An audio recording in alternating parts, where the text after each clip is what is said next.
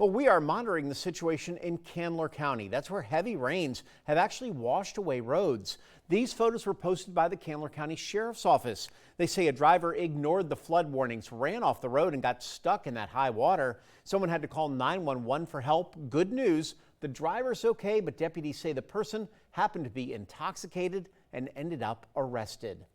Well, looking outside right now, we don't have much rain, thankfully, but we got it all through overnight and still more coming. You can see those totals behind you, Scott. They're pretty impressive. Yeah, these are the totals over the past 5 days for our inland areas out into Candler County. That's where we've had some pretty impressive totals, up to 9 and 10 inches. Portions of Toombs County over 13 inches, almost 14 estimated by radar. Even further to the coast, we've had some pretty impressive totals. Here in Savannah, widespread 6 and 7 inches for over the past several days. And we do have more rounds of rain possible as we head into the evening and overnight, and then once again through tomorrow. But thankfully, a drier pattern is going to begin to set up for us. But over the next several days, we are going to be watching the river levels pretty carefully. We do have some warnings along the Savannah River, the Canoochee and the Ahopee Rivers all have some flood warnings issued. We will see a modest rise in these levels over the next couple of days. Looks like most of our flood stages,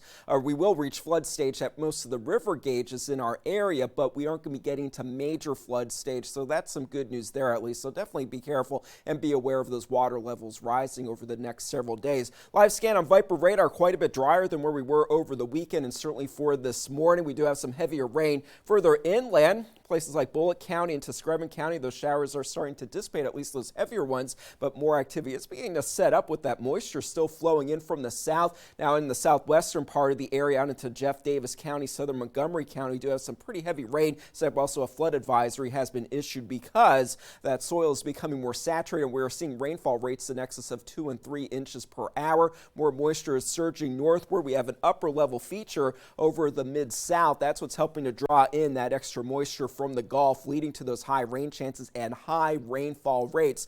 For this evening, scattered showers and storms are expected for us once again, tapering off overnight and then not quite as widespread as far as storms for tomorrow. In our forecast, we'll talk more about that coming up in a few minutes.